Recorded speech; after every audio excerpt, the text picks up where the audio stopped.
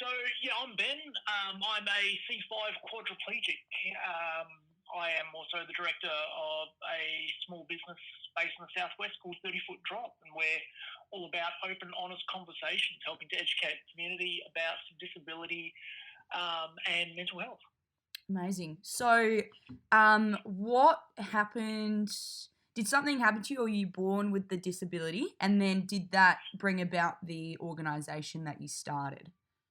Yeah, very much. So yeah, it's very closely linked to each other. So I had an accident 13 years ago now whilst I was serving in the military in Townsville there in Queensland. So I'm Oh. originally from Western Australia, and I joined the army at the age of 20. And after some service overseas, came back suffering from post-traumatic stress really badly. And unfortunately, at the time, I didn't have the appreciation that I do now for mental health issues. And instead of seeking professional help, I instead decided to do what unfortunately a lot of young Australians tend to do, and that is turn to alcohol to try and sort of keep my life together, to be able to put a bit of a band aid over the issues. Keep being the big, strong man that society expected me to be. Yeah.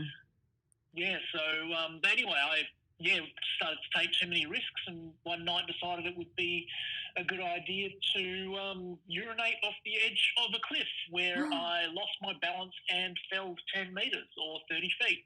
Hence the name of my business, 30 Foot Drop. Because when you stuff up that badly, you gotta own it. Wow. I think it's really interesting that you acknowledge that the risks that you took drinking were associated with PTSD, rather than just saying I was young, I was dumb. So I think that's really important, and clearly that's had a big impact on you. Yeah, it is very important to recognise the link between drug and alcohol use and mental health. There is definitely a correlation between them. They can actually help to dull a lot of the symptoms to do with mental health issues, which is why a lot of people can use them to try and cover them up. Yeah. Um, and it's a very important link and one that's often overlooked. Right. So can you tell me about 30 Foot Drop? What do you guys do? So 30 Foot Drop was born out of my injury, and after about 5 years or so post injury, I started to get really frustrated about the ignorance in society around mental health and disability. And I suddenly had this sort of light bulb moment where I realised that when I had my accident at the age of 22, I knew nothing about disability at all. Yeah. And I knew very little about mental health. And why was that? I suddenly realised it's because nobody's actually out there having these open, honest conversations. Nobody's actually out there educating people who have lived it. A lot of the stuff that I was taught in school was a lot of theoretical ideas. There wasn't this raw, honest, open conversations happening. So that's when I took the leap and I left the job that I had and started 30 Foot Drop, and it's just been an amazing ride ever since. I love that. That's amazing. So, what do you guys do in the organization? Are you targeted at mental health or the drug and alcohol side of things, or both? That Yeah, so I do a lot of alcohol related stuff, especially through Paraplegic Benefit Fund and their party program, which is preventing alcohol related trauma in youth program through the hospital. So I do a fair bit of speaking around that because I feel that my story and sort of what happened to me around alcohol is a very powerful message, and it seems to have definitely. a fairly good impact there. And a lot of the other stuff that I do is aimed. We've basically expanded our offerings to go from. We started off at a very community focused education. So now we've actually branched out a lot into local government, state government, and businesses of all sizes. So, talking around, when we're looking at businesses, we're talking a lot around the executives and the decision makers and teaching them why it is worth their investment to actually look at improving their mental health policies and procedures and what they actually put in place, and why it's also worth investing in access and inclusion. Because at the end of the day, somebody like myself, who's a C5 quadriplegic, I use a wheelchair to get around. I have money to spend. If I can't get into your shop, then that's a customer you're missing out on. Yeah. And it's the same for so many disabilities out there. Yeah. And I think that's really good what you're saying about organisations focusing on improving that mental health, because that'll improve productivity as well. Exactly. So, from the business standpoint, it's odd because you really have to change the way that you approach the subject. So, when you're looking at community education, it is a lot about that open, honest, raw conversations, that really making an emotional connection, a personal connection with your audience.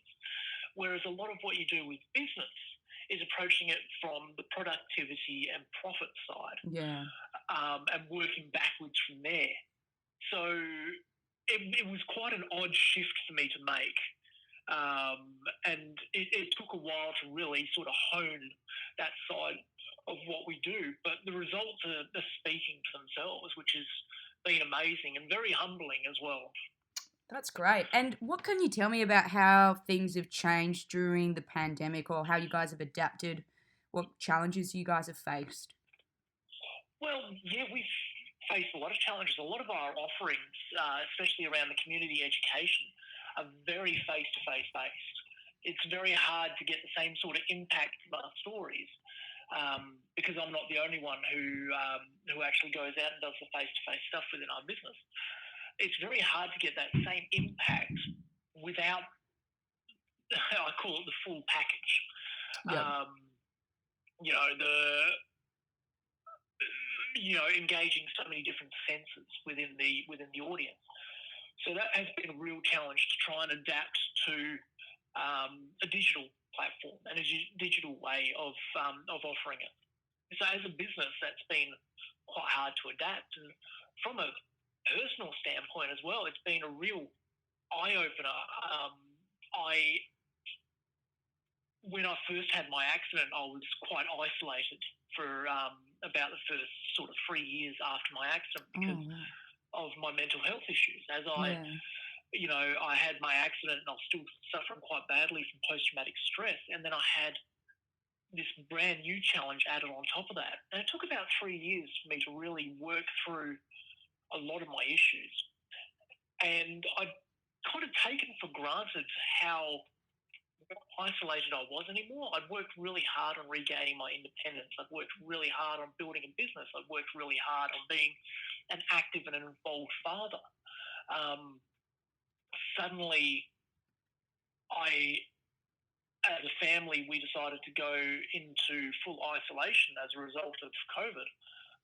And suddenly, all of these things that I was taking for granted were gone again. Yeah. And Such it was a shock. real, sort of brought me back to reality, because although I have worked very hard to get this, there are so many people out there who don't have that same opportunity. And even those that do have that opportunity, this is a really trying time, because there's so many factors involved. Us humans, we love routine, we love surety, we love to know what's happening. Yeah, and we love social connections as well. And we love social connection as well. Exactly. So suddenly all of these things have been kind of ripped out from under us, and we're no longer sure what's happening. We're no longer able to forecast what's happening. Suddenly people who have been, I've got friends who have been planning holidays for years, that they were ready to go, and suddenly that's gone. And, situations like that, whether it's work or something similar. So, I mean, for me, what I've sort of what I've really focused on a lot with my employees, with my family, with my friends, with any that are willing um, to hear my message or anything similar is to be kind to yourself. Yeah. There is a lot Love of that. pressure out there, especially I noticed on social media, where a lot of people are saying, this is an opportunity that you may never get again. If you're at home, you need to work on yourself, you need to be improving yourself, you need to be, look at what I've achieved. There's so many people showing off what they're doing, and Yeah. that's great. That's awesome that they are achieving. But that pressure to be constantly improving yourself, that pressure to try and keep up with others can actually be quite destructive as well. Yeah, definitely. Because if you're trying to push yourself in a way that you wouldn't do normally, then you're adding that to the other pressures that are already there. So people need to make sure that they're being kind to themselves. They need to make sure that they are taking time to manage their mental health, because good mental health isn't something that you have or you don't have. It's not black and white. It's your mental health. I always like to think of it as a resource like a fuel tank Mm. or a battery, like a rechargeable battery in your car or something like that. It's something that you can fill up and you can drain. Yeah. You fill it up by doing the things that you love.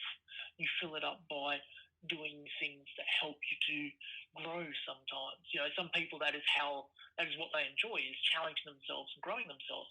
For others, it may be sitting down and watching a movie or something similar. You need to figure out what it is that recharges your mental health battery and make sure that you take time to do it.